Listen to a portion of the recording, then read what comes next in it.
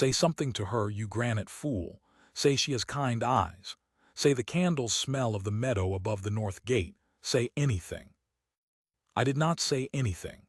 I am the Alpha King of Thornreach, and I had spent 31 years perfecting the art of saying nothing, so that men mistook my silence for judgment, and women mistook it for depth, and my counsel mistook it for strength, and I let all of them believe as they liked. I stood at the head of my own hall with my hands behind my back and my face arranged in the expression the whole of the coast had learned to call the Stone King, and I looked at the woman who had come to fill my winter stores with tallow and beeswax and bundled herbs, and I said, in a voice like a closing door, "The order is acceptable. Leave it with the seneschal." Inside me, my wolf made a sound I can only describe as a groan of physical pain.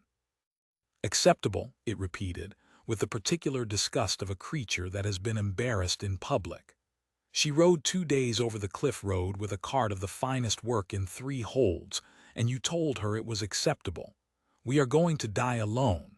We are going to die alone in this drafty stone box, and it will be entirely your fault, and I will haunt you.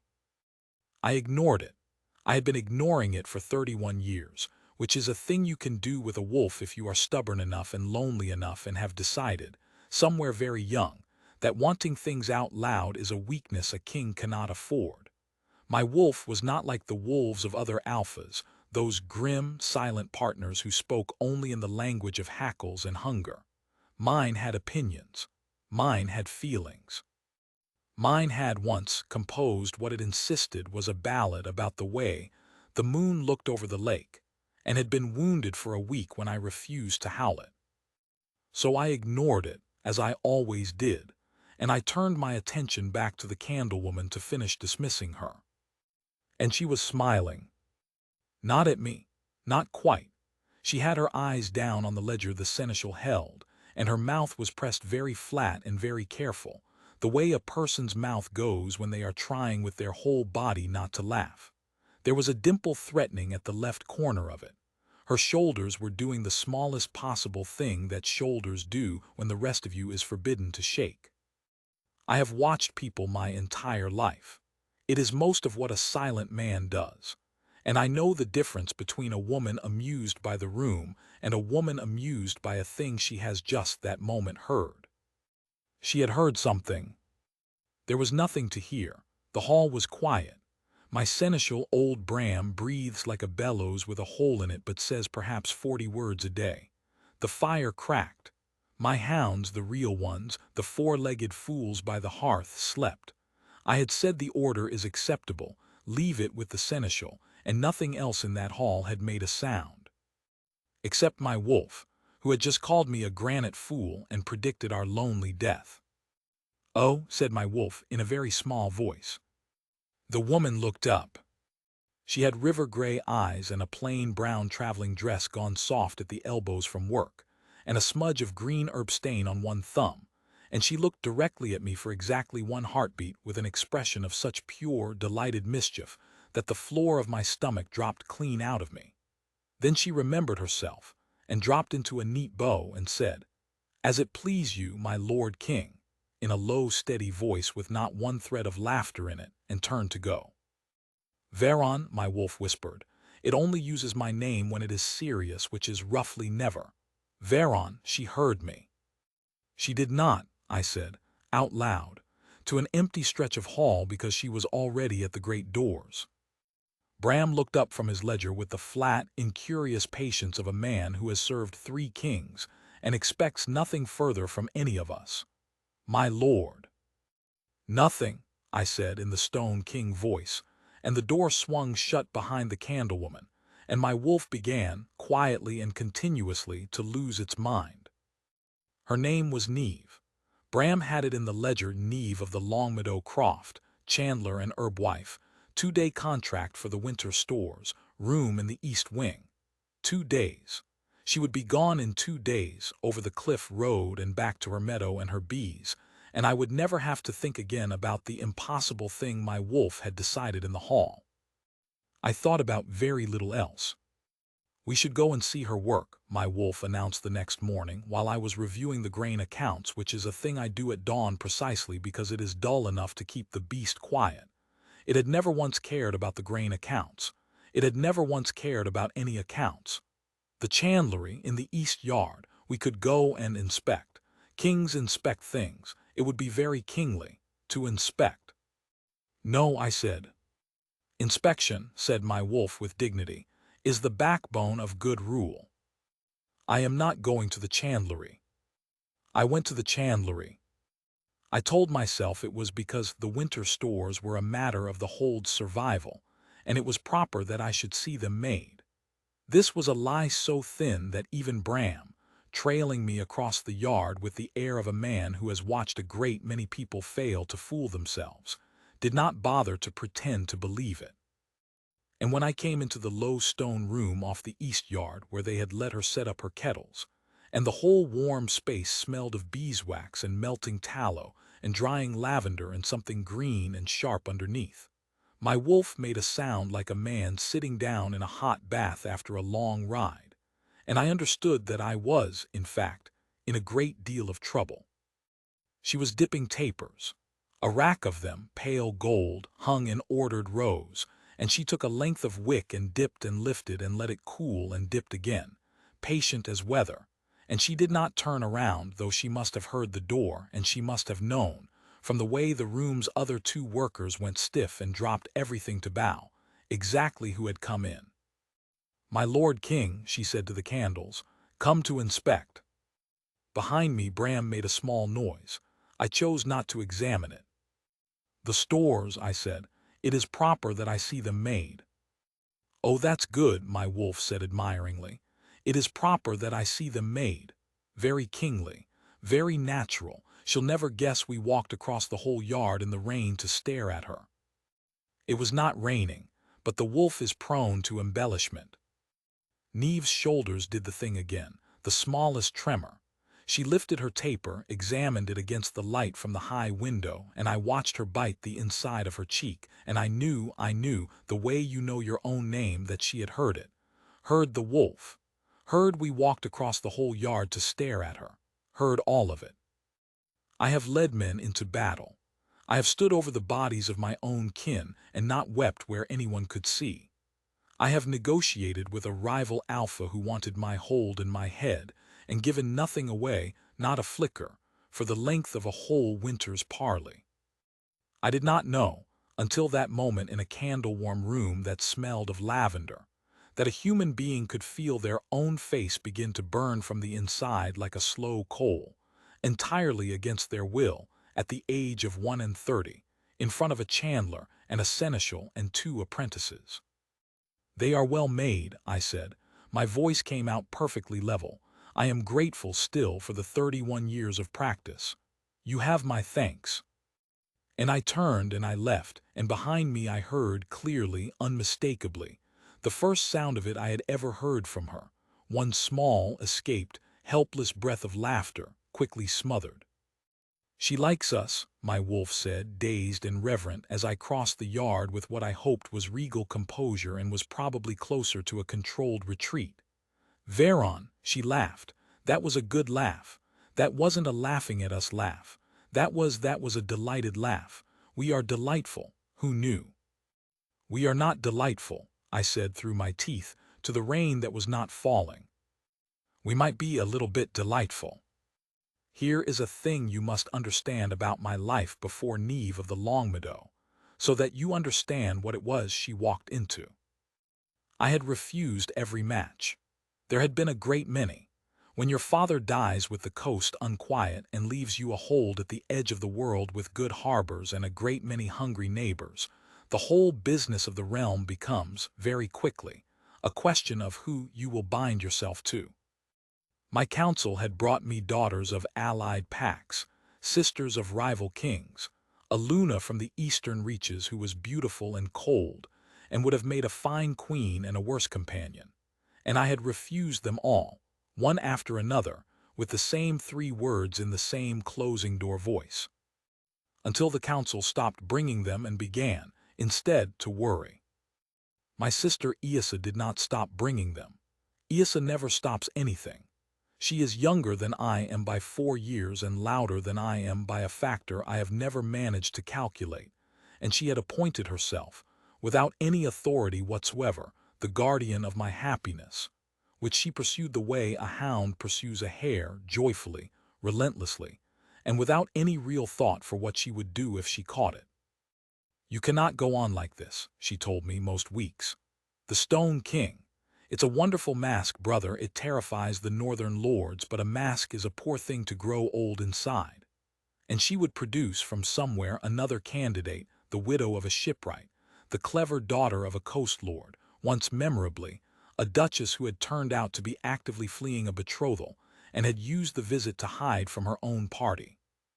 The truth I never told Isa, the truth I never told anyone, was that I could not marry any of them because none of them could hear my wolf, and a marriage in which I spent my whole life translating myself, flattening the beast that felt everything, so vast and so foolish and so tender, into the three-word man the world had agreed I was, seemed to me a lonelier prospect than being alone.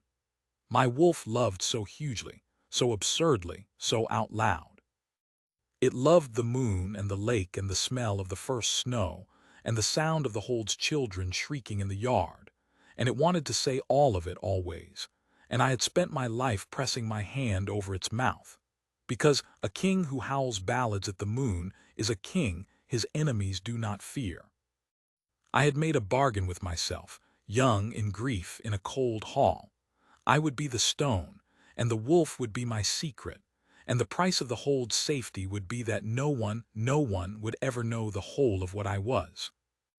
And then a candle-woman looked up from a ledger and laughed at a joke only my wolf had made, and the whole bargain began to come apart at the seams. Her 2 days ended. She did not leave. I would like to say this was fate, or the bond, or the great turning of the moon. In truth it was a broken cart axle, and a spell of foul weather off the lake that closed the cliff road for the better part of a week. And Bram, with the flat mercilessness of an efficient man, informed me that the Chandler could not travel and would remain in the east wing until the road cleared. And did I have any instruction? "Yes," said my wolf. "No," I said, "see that she is comfortable." "See that she is comfortable." My wolf sounded genuinely wounded. "That's all. She could be here a week, a whole week. Invite her to sup at the high table. Ask her about the bees. She keeps bees, Veron. Do you understand what that means? It means she is patient and gentle and unafraid of things that sting. That is basically a description of the ideal. Where are you going? Why are we walking away from Bram? We had so many good ideas." We had not had good ideas. We had had one man's terror wearing the costume of a wolf's enthusiasm. But the Hold is not large, for all it is a king's, and a week is a long time, and I could not seem to stop encountering her. I would come around the corner of the cloister, and she would be there in the herb garden, on her knees in the good black soil, resurrecting the beds my gardeners had let go to seed, and my wolf would say something like, "Look how her hands know the plants. Oh, look, she's talking to the rosemary. She talks to the rosemary the way I talk to you." And I would have to stand very still until the burning left my face, and then nod at her, one grave nod, the Stone King's whole vocabulary of warmth, and walk on. And she would incline her head, grave as I was, and let me get almost around the next corner before the small betraying breath of laughter reached me, because by then she knew, and I knew that she knew, and neither of us had said a single word about the enormous, impossible thing sitting in the middle of the room. It could not go on. I decided it could not go on. A king does not skulk around his own cloisters like a boy with a secret. On the fourth evening I resolved to do the direct and kingly thing, which was to summon her plainly and put the question to her plainly and have it out. I summoned her to the small solar off the hall, where a fire was lit and the shutters were open to the last gray light off the lake. She came in her plain brown dress with her hands folded and her face composed into a perfect servant stillness, and she bowed, and she waited. "Oh, she's nervous," my wolf breathed. "Look her hands, she's twisting her ring, Be gentle, Veron, be gentle with her, she's the whole world. Be, say the meadow thing. Say the candles smell of the meadow above the north gate. You've wanted to say it for 4 days. Say the meadow thing. I opened my mouth to ask her, directly, whether she could hear the voice that no one in 130 years had ever heard. What came out was, your candles smell of the meadow above the north gate. There was a silence. It was, I think, the longest silence of my life, and I have sat with the dead. Neve's composed servant's face did something complicated. Her river-gray eyes came up to mine, wide, and her mouth trembled, and she pressed her folded hands very tight together, and I watched her lose, by slow degrees, the fight she had been fighting for 4 days. "My Lord King," she said, and her voice was not steady now, not at all, it was warm and shaking and about to break entirely. "Did you say that, or did the other one?" And there it was, out in the room, the enormous thing named at last. "She said the other one," my wolf whispered, awed, joyful, ruined. "She knows I'm here. Veron, she knows I'm real. Nobody has ever known I'm." And then my wolf, who had narrated my every waking hour for 31 years, who had opinions on the grain accounts and the phases of the moon and the precise shade of a woman's eyes, who had never in all my life been silent for longer than it takes to draw a breath, went quiet. Not sulking quiet, not the offended silence of a snubbed ballad. Reverent, utterly, completely still, the way the whole coast goes still in the last moment before the first snow, when the sky lowers and the air holds its breath and even the gulls stop crying, and every living thing on the headland knows that something is about to change and cannot be undone. My wolf, my endless, foolish, tender wolf, looked at Neve of the Longmeadow through my eyes and knew her, and had nothing to say, because for the first time in its life it had found the one thing too large for words. I had felt many things in that solar. I had not, until that moment, felt the bond. It did not arrive as I had always heard it described. Not a fire, not a blow, not a great howling recognition.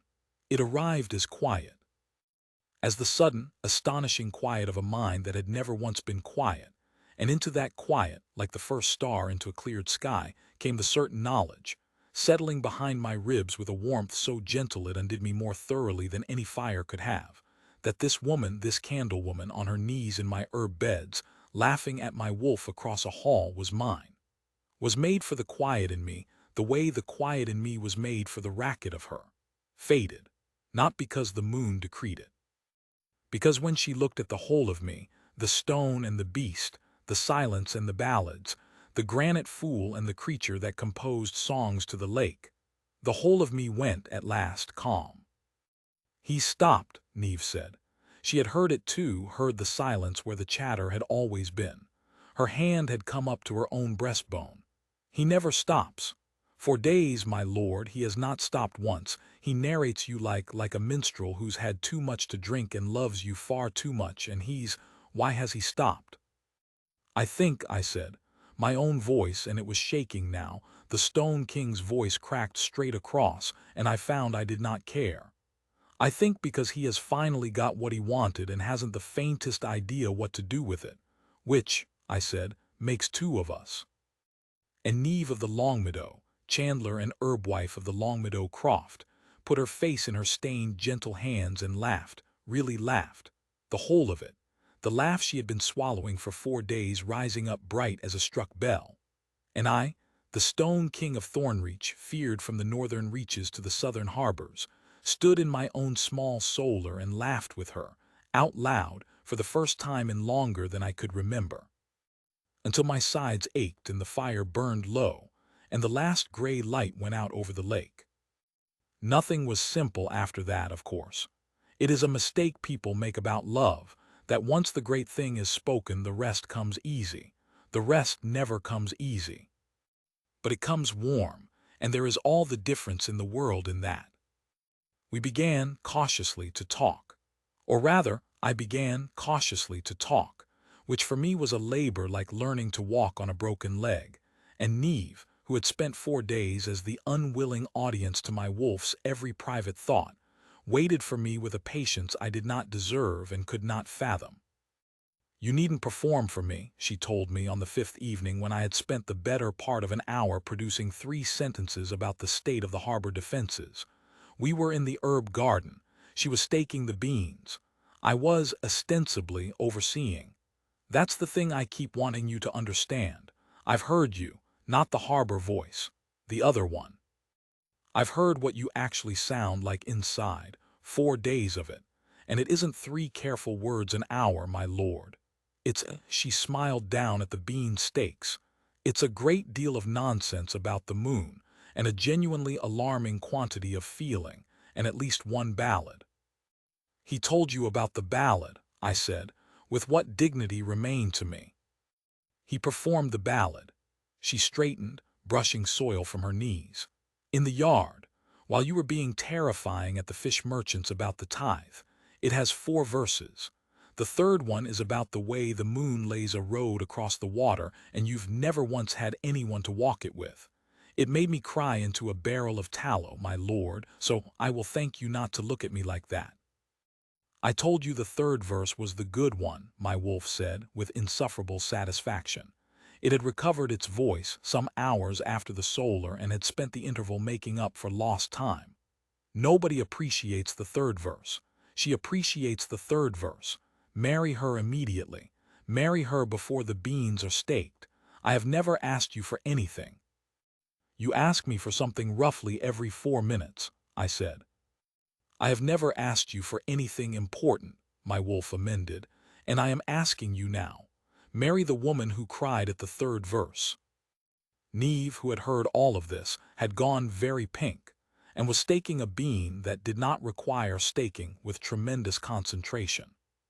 "He's doing it again, isn't he?" I said. "He is being," she said carefully, "very forward. He is always very forward. It is the great trial of my life.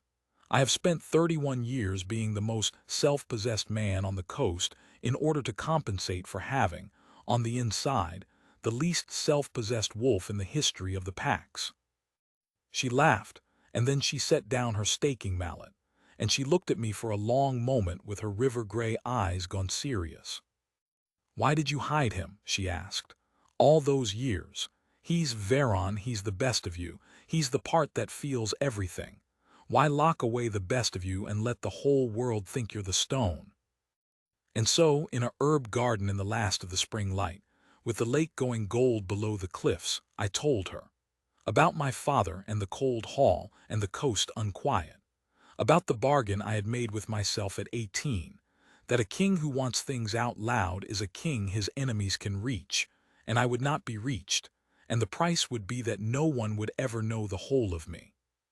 I told her how it had worked, how the mask had held the hold safe through 3 bad winters and 1 worse war, how the northern lords who might have carved Thornreach up between them had looked at the Stone King and decided the risk was not worth it. I told her that it had been the right bargain, and that I did not regret it, and that it had also been the loneliest thing a man ever did to himself.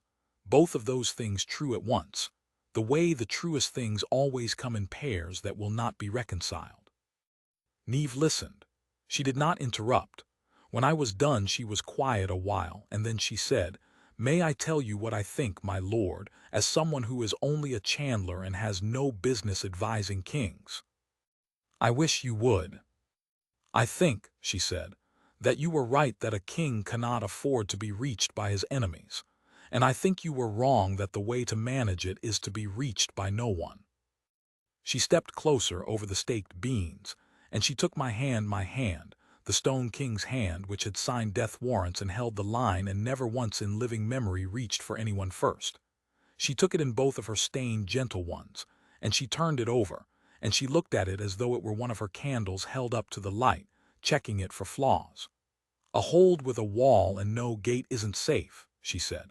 "It's just a very well-defended prison. You don't need to be the stone with everyone.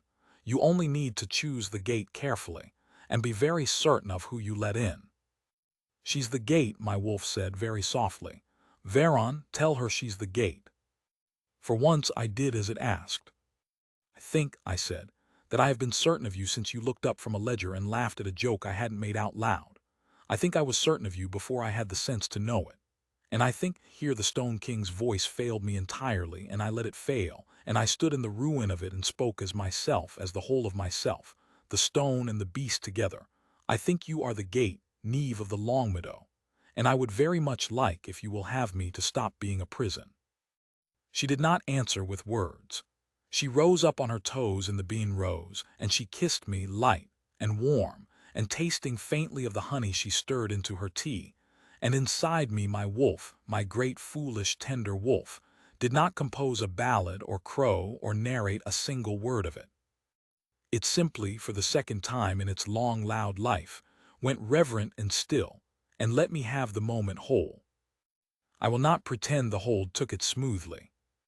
Issa found out first, because Issa finds out everything first, and she came storming into my study the next morning with an expression I had not seen on her since we were children and I had broken her carved horse.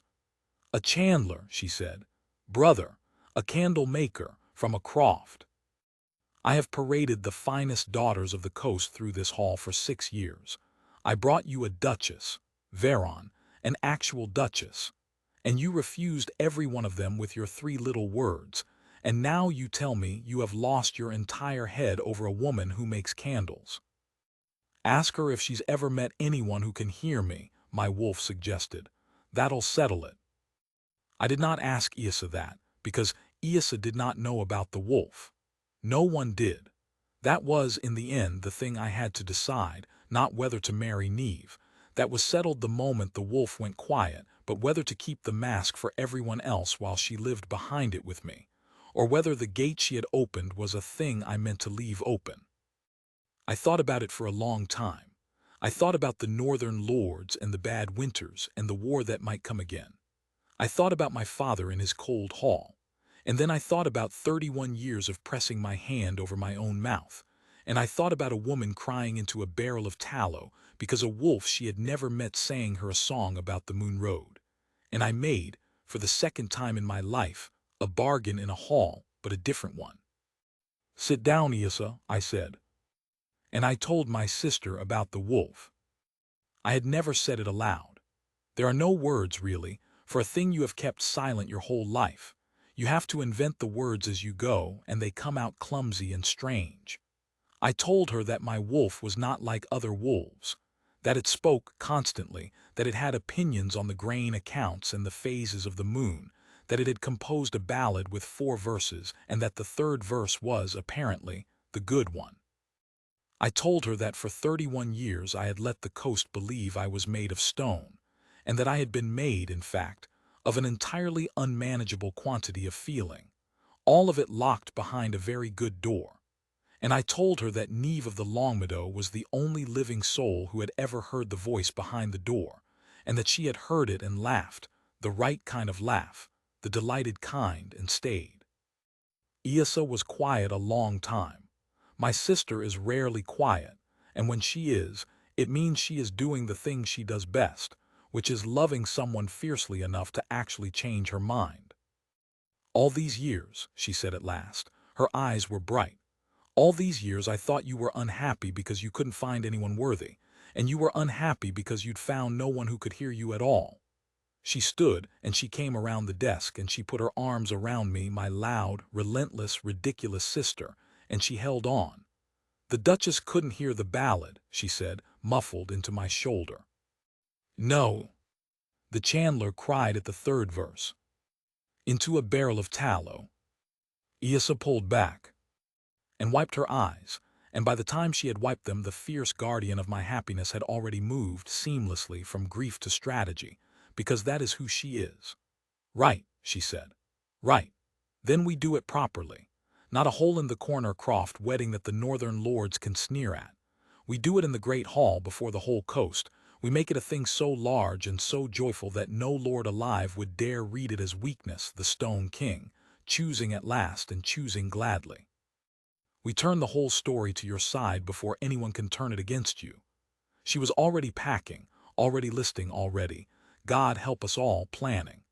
"And then," she said, rounding on me, You are going to tell me every single thing that wolf of yours has ever said because I have 31 years to catch up on and I intend to enjoy myself.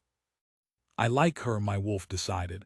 I've always liked her. She has excellent instincts. Verse 3, Isa, it's the third verse. He says it's the third verse, I told her. Isa stopped packing. Her whole face changed, went soft and wondering, the way a person's face changes at the edge of something they can't quite believe is real. He can hear me. He can hear everything, I said. It is the great trial of my life. You will get used to it. Neve had 4 days.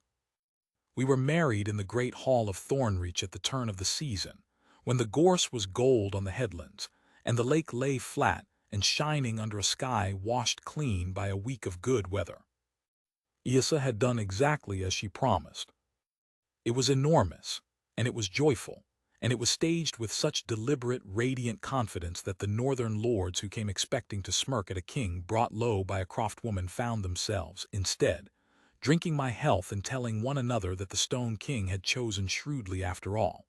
A woman of the coast, of good plain stock, no foreign entanglements, no rival packs claim riding in behind her. Clever, they said, very clever, that Veron, still the stone, always 3 moves ahead. They read the whole thing as strategy, because that is what such men are built to read, and they went home reassured, and the hold stayed safe. They were wrong, of course. It was not strategy. It was the least strategic thing I have ever done in my life. But I had learned by then the thing Neve taught me in the Bean Rose, that a wall with one carefully chosen gate is stronger than a wall with none, and that you may let the world believe what keeps the hold safe, so long as one person, the right person, the gate person, knows the whole and unmasked truth of you and stays. Neve wore no crown at the wedding. She refused it, gently, in the way she refuses things, which is absolute and cannot be argued with. She wore a gown the pale gold of her own candles, and in her hand she carried, instead of a queen's scepter, a single sprig of the rosemary she had resurrected in my ruined herb beds. For remembrance, she said, of the woman she had been before, the chandler of the Longmeadow, who talked to plants and kept bees and never once expected to be loved by anyone at all, let alone by 2 souls in one body, one of them a stone and one of them a fool. When she came up the length of the hall to me, through the whole gathered coast, my wolf, who had promised Isa faithfully that it would behave, that it would be dignified, that it understood the solemnity of the occasion. My wolf took one look at Neve of the Longmeadow in her candle-gold gown with her rosemary in her hands, coming toward us through the golden hall, and burst, at the top of its enormous silent voice, into the 4th verse of the ballad. The one it had never finished, the one it had been saving. It was about a moon road across dark water, and a man who had walked it alone his whole life, and the night the road had led him, at last, to a warm lit door with a woman standing in it who had heard him coming from a very long way off, heard the whole racket of him, the songs and the nonsense and the alarming quantity of feeling, and had not been afraid, and had not laughed the cruel way, and had only laughed the delighted way, and had opened the door, and had let him in out of the dark and the cold and the long, lonely silver road, and had said, "There you are. I've been listening for you. Come inside, you great foolish tender thing, you're home." I did not know I was weeping until Neve reached me and lifted one stained, gentle hand and wiped my face with her thumb, the way she checked her candles for flaws, and found, I think, that I had none she minded. "He's singing," she whispered. Her own eyes were streaming. "The 4th verse. He finished it, Veron. He finished the ballad." "He's been saving it," I managed. 31 years. He wouldn't finish it. He said there was no point finishing a song about a door you'd never reach. "Tell him," Neve said, and she was laughing and crying both at once, the way the truest things always come in pairs. "Tell him he can howl it. At the moon, tonight, all 4 verses. I'll howl it with him."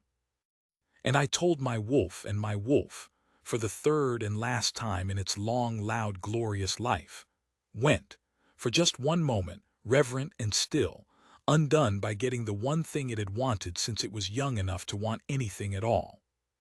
Then it recovered itself entirely, as it always does, and said, I knew the third verse was the good one, and nobody believed me. And now I have married a woman who cried at it into a barrel of tallow, and I would like it noted, for the record, that I was right about absolutely everything. And also, Veron, if you do not kiss her this instant, I am going to narrate our entire wedding night, and I promise you neither of us wants that. I kissed her, and behind our ribs, where 31 years of silence had lived, there was at last no silence at all, only the warm, ridiculous racket of a wolf in love, singing, and a woman who could hear it, laughing, and a man who had stopped, finally, being a prison. We did howl it that night, all 4 verses, off the north cliff, with the moon road laid gold across the lake, and the whole hold pretending not to hear their stone king making a joyful fool of himself in the dark. Neve howled it beside me, badly. She has no ear at all. It is the one flaw I have found, and I treasure it. And my wolf sang the true melody underneath. And somewhere behind us in the warm lit hall my sister wept into a wine cup, and told anyone who'd listened that she had always known, that the stone would crack for the right woman. She hadn't known. Neither had I, neither, for 31 silent years, had anyone but a wolf.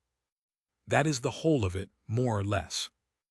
There is a great deal I've left out, the long, slow business of learning to speak for myself, out loud, in my own voice and not the closing door one. The morning the northern lords came back to test whether the married king had gone soft, and found him harder to move than ever, because a man with a gate and a home behind it fights for something now, and fights the fiercer for it. The children, in time, one of whom can hear the wolf and one of whom cannot, and both of whom Neve loves past all reason. All of that came after, and belongs to other tellings.